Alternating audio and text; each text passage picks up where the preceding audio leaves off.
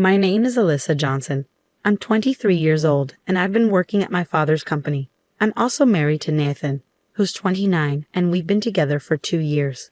We have a 1-year-old son, Leo. Nathan often suggests I should leave my job at my father's company, mainly because he doesn't like my parents. He seems to be bothered by my father's lack of formal education and the small, somewhat run-down company he runs, which manufactures screws and small components. Nathan doesn't want to be associated with it. In contrast, I admire my father for his hard work, courage in the face of challenges, and genuine care for his employees. I have no plans to leave my father's company. Nathan also seems to dislike that I respect my father more than him. One morning, while having breakfast with Nathan and our son, Leo, he brought up the topic again. Alyssa, you should consider a job at a bigger company. You graduated from a prestigious university and you're beautiful. I'd love to boast about you at work, but I can't because of where you work now. Besides, I earn enough for us. Why don't you consider staying home instead? These conversations always end the same way, with me telling Nathan I won't quit my father's company. Typically, Nathan responds with remarks like, "You're the only one in the world who doesn't listen to me," or, "If you keep this up, it will be harder for us to stay together." Then he usually leaves the room. Later, he often does something petty to upset me and then gloats, asking if I'll listen to him now. Though divorce has crossed my mind, I can't bring myself to go through with it. Both our families get along well and love Leo dearly. My father and father-in-law are good friends and spend time golfing and fishing together. My mother and mother-in-law enjoy art exhibitions together. Both sets of parents have provided Leo with a loving environment that I wouldn't want to disrupt. My feelings for Nathan have faded, and I no longer enjoy sharing a bed with him. Since Leo was born, I've been sleeping in Leo's room with the door locked. Nathan used to barge in and argue about my job, scaring Leo with his loud voice. Now he stays away at night, but I keep the door locked just in case. This morning, as usual, Nathan harassed me for not quitting my father's company. Instead of coming home for dinner, he went out drinking with colleagues and sent me a photo of himself smiling with a female coworker. This doesn't bother me or make me feel insecure. He messaged me saying, "This is how I blow off steam because you won't listen to me. Quit your father's company now." I wanted to ignore his message, but for the sake of our families and Leo, I responded, "I just wanted you to come home and have dinner with us." His reply was dismissive. "Must have been tough, huh? I'm coming home now." I regret marrying Nathan. Though he's intelligent, his behavior is immature and frustrating. Then one day, Nathan happily announced, "I might be getting promoted soon," Nathan said with excitement. "Wow, that's great." I replied, "Did that recent deal go through?" "Not finalized yet, but it's as good as done. The boss will be thrilled, maybe even cry with joy. The director who used to be so high and mighty will have to bow down to me now, haha." That day, Nathan surprisingly didn't urge me to quit my job at my father's company. Instead, he headed off to his own workplace while I left home with Leo to go to my office. As usual, I dropped Leo off at my parents' house nearby before going to work. Upon arriving at work, my coworker Jake hurried over to me. "Good morning, Alyssa. The boss seems unusually upset today. Did something happen? Everyone's worried about him." Hearing this, I immediately went to the room labeled Invention Room, where my father was. Inside, I found a young man in his 20s sitting on the sofa, his face streaked with tears. My father, looking more furious than I had ever seen him, was sitting across from the young man. "Sorry, Alyssa, I can't spare the time to chat right now," my father said curtly. "Everyone's worried about you." "What's going on?" I asked, concerned. Apologizing for his abruptness, my father invited me to join the conversation. As I took a seat next to my father and looked at the young man's tear-streaked face, he stood up and introduced himself. "Nice to meet you. I'm Scott." "I'm sorry for causing any trouble," Scott said apologetically. I asked him, "What happened, Scott?" Scott began explaining his situation. He works at an electrical machinery manufacturer and had recently been promoted to assistant leader for a new machinery project. However, the designated leader didn't attend meetings or go to the field, essentially serving as a figurehead. The team members preferred it this way as it made their work easier. Scott found himself fulfilling the leader's responsibilities. Scott mentioned that some components from my father's company were chosen for his project. He visited my father's company without an appointment and in a disrespectful manner, demanded to speak to the CEO. His appearance, marked by unkempt hair and multiple rings, didn't sit well with my father's secretaries, Jackson and Randy. They asked Scott to adjust his attitude and appearance before returning. Unaware of what was wrong with his demeanor, Scott went back to his company and spoke to his boss, who reacted angrily. "Don't let them walk all over you. Assert yourself and tell them we're using their parts," his boss said. Eager to meet his colleagues' demands and use my father's company's components, Scott returned to my father's company. This time, he approached Jackson and Randy more respectfully, asking, "Please tell me how I can improve my approach." My father happened to overhear the conversation and invited Scott into the meeting room for a discussion. "We don't judge people by their appearances," my father began. "I believe they were trying to teach you workplace etiquette," my father explained. Jackson and Randy nodded in agreement and began instructing Scott on professional conduct. "When you visit other companies, they often judge your entire organization based on your presentation. Which type of company do you think would be better received? One where people are well-dressed and courteous, or one that isn't?" they asked. Scott answered, "The former," and apologized, promising to start anew. After making an appointment, Scott returned with a more polished appearance, back straight, hair neatly styled, and no accessories. As we spoke with him, we saw his sincerity and dedication to his work, not just in terms of components, but also his willingness to collaborate and share ideas. This led to successful cooperation between young members of Scott's company and my father's. They frequently sought advice from us, and progress was made on a new prototype over 6 months. But just as the project neared completion, the leader of Scott's team took all the prepared presentation materials and promoted a favored young female employee, removing the assistant leader from his position. The team and collaborators strongly opposed this, but were silenced with threats of spreading rumors and making their work life difficult. Upon hearing this, my father was enraged. Jackson, who had been listening, commented, "Those rumors are just lies, right? You shouldn't be scared of them." Scott explained that the assistant leader's removal was due to reporting a violation of working hours to the HR department. Despite facing severe warnings, he stood his ground. Scott returned to my father's company because he was frustrated with the changes and wanted to discuss everything. "You should leave that company and come work for us, right, boss?" Jackson suggested. My father, impersonating a character from an iconic Western movie, made everyone but Scott burst into laughter. Scott responded, "Despite the serious work you do, you all seem to enjoy yourselves. I've always admired that, and I want to work with you all," he said with tears in his eyes as he bowed to my father. As I listened to Scott's story, something continued to bother me, prompting me to ask him a question. I asked, "What's the name of your company?" And when Scott responded, it turned out to be the same machinery manufacturing company where my husband worked. Hesitantly, I asked further, "Can I ask the name of your team leader?" As I had feared, Scott answered, "His name is Nathan Johnson." My father and I exchanged a shocked glance and held our heads in disbelief. After a moment of silence, Randy commented, "Ah, I knew I'd heard that name before. It's Alyssa's husband." I explained to Scott, "I'm sorry, but Nathan is my husband." Scott responded, "He's the one who gave me the opportunity to work at this company, so I'm actually grateful to him for that." Jackson seemed to have a concern on his mind and asked cautiously, "Given that Alyssa's here, does the favored female employee have any connection to your husband?" Scott looked at me nervously, unsure of how to proceed. I reassured him, "Don't worry about it. I'm in a sham marriage with my husband. I don't have feelings for him anymore." This revelation took my father by surprise. After apologizing to my father for causing him distress, I opened up about all the difficulties I've been experiencing every day, explaining why I hadn't spoken up sooner. He listened and finally understood the situation. "No wonder my grandson Leo hasn't been very affectionate with me then," he said. He went on to say, "I've lived a life I'm proud of, so I don't care what anyone says about me, but it must be tough for Alyssa to keep hearing negative things about her parents. Don't worry though, I'll maintain my relationship with their parents since they're family and friends. If you ever want to come home, you're always welcome." His words lifted a weight off my shoulders. Jackson then asked Scott, "And what about the relationship between your husband and the favored female employee?" Scott replied, "There are no concrete facts, just rumors circulating. But several employees have witnessed the two of them coming out of meeting rooms or document rooms together. A few have even seen them going out for lunch. At this point, Randy made a phone call.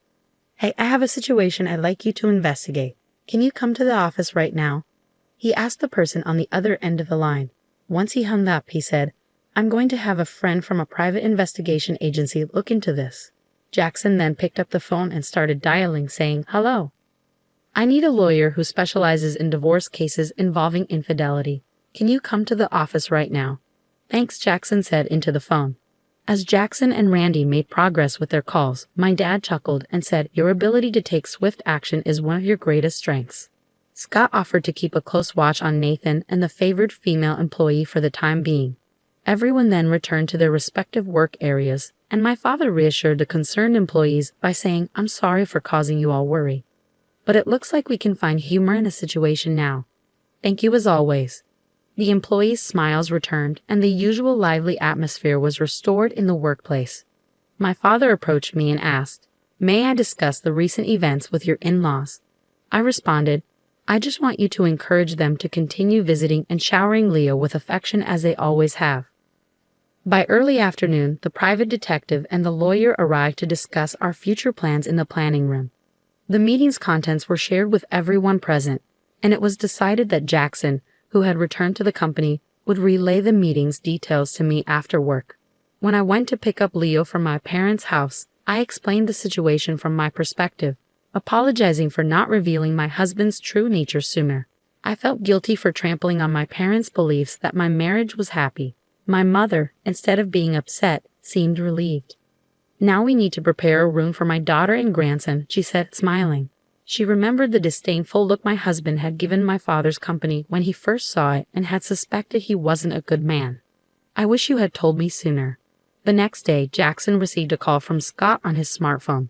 Scott had submitted his resignation, explaining that he planned to spend his remaining time at the company on miscellaneous tasks and transitioning his responsibilities without taking any paid time off. The company accepted his resignation, but members of the project team visited the HR department to declare, "We've all violated the company's work rules like Mr. Scott, so please discipline us as well." With resignation letters in hand, the HR department was thrown into chaos. By the end of the regular workday, my husband had already left the office. A meeting was held in the large conference room, attended by the company president, department heads, and the remaining project team members, including Scott.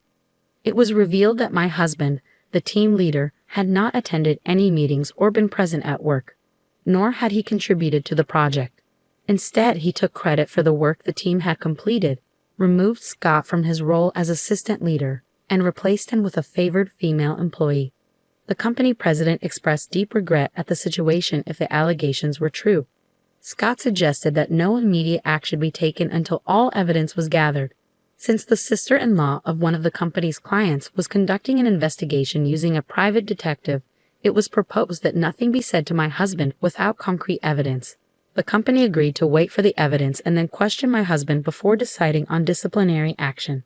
They asked the team members to hold off on submitting their resignations. Unaware of these serious developments, my husband, who usually returned home on time, came home around 9 p.m. after Leo had gone to bed. He began ranting about how ineffective everyone else was, boasting that he had been working overtime to ensure the project's success. He believed everyone was jealous because he was on the path to becoming a department head after the project's success.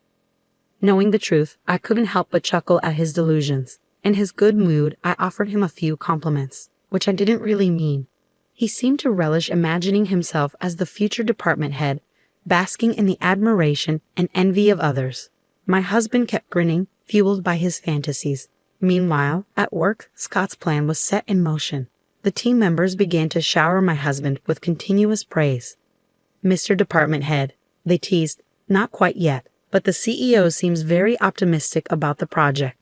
They flattered him with comments like, "How can we become as competent as you, Mr. Johnson?"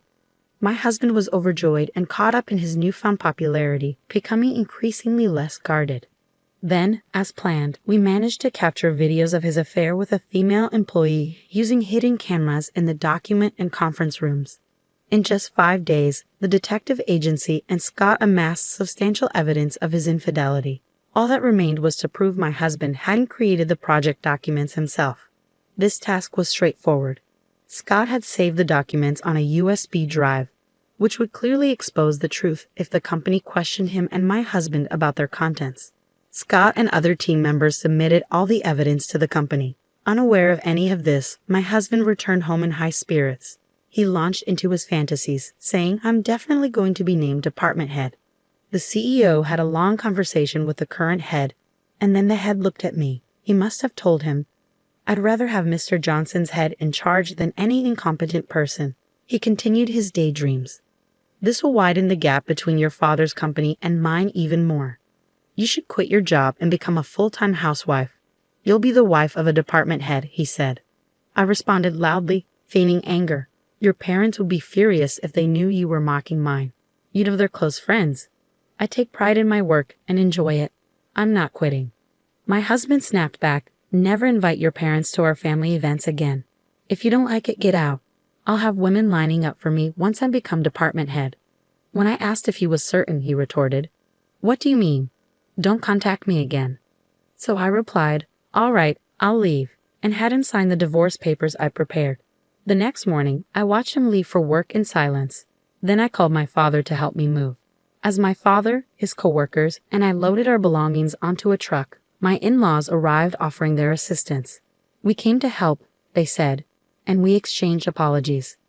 "Thank you for allowing us to be Leo's grandparents. Our fool of a son is disowned.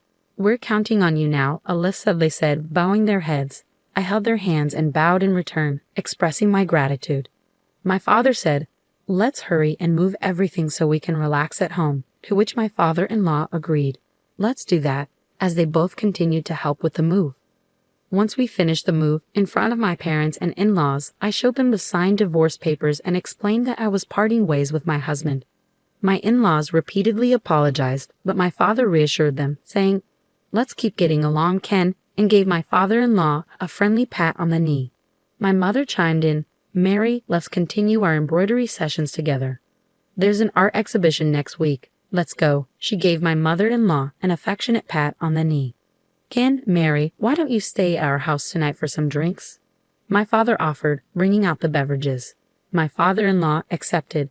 "Thanks, we'll take you up on that offer tonight." The cordial interaction brought my parents and in-laws even closer, without me feeling like I was intruding. That night, I decided to go to Leo's room and rest. The next day, my husband was summoned to a conference room by the company's executives, including the CEO and department head. Also present were Scott, the team members, and the female employee he had an affair with. The CEO conducted the hearing himself, questioning my husband about whether he had tried to claim the project as his own without contributing to it and stealing the completed documents. Since Scott and the team members were there, my husband couldn't find an excuse and remained silent. The CEO, growing impatient, demanded loudly, "Well, what do you have to say?" Under pressure, my husband quickly admitted to his actions. Next, the CEO questioned him about why he had demoted Scott from the sub-leader position and replaced him with the female employee. My husband tried to justify it by saying she was more capable than Scott. The department head countered, "You're saying the woman who only serves tea and makes copies is more capable than Mr. Scott." My husband bit his lip, lowering his head in silence. The CEO then projected still images from video footage taken in the conference room and document room, leaving both my husband and the female employee, Alice, looking pale. The CEO asked Alice, "Miss Ford, what is the meaning of this?" Alice responded without hesitation, explaining that Mr. Johnson had promised her an easier time at work if they were together, but she hadn't been serious about the relationship since she already had a boyfriend. "I just considered it part of the job," she added. My husband, enraged by her response, exclaimed, "You had a boyfriend? You cheating woman. You've ruined my life." Alice snapped back, "You have a wife, Tim Nathan. Don't get mad at me." The argument between them escalated, prompting the CEO to interrupt. "Enough. The fact-finding is over. I'll inform you of the disciplinary action later. Until then, Mr. Johnson and Miss Ford, you are both suspended and must stay home." With that, the CEO left the conference room, and everyone else followed suit. My husband was eventually reassigned to a manual job in the basement, sorting documents in what was known as the company's useless department. Alice, who struggled at the office after her boyfriend found out about the affair, eventually resigned. A lawyer had drawn up an agreement for them to sign, with my husband required to pay me $3 million and Alice $2 million in compensation. Both had to take out loans from finance companies to make the payments. Additionally, my husband agreed to pay an extra $5,000 per month for Leo's child support. A few months later, my husband, now disowned by his parents, was working 2 jobs, one at a convenience store during the day and another as a security guard at night. He lived alone in a run-down apartment and looked much older than his years. As someone who saw him remarked, he appeared to be around 60 years old.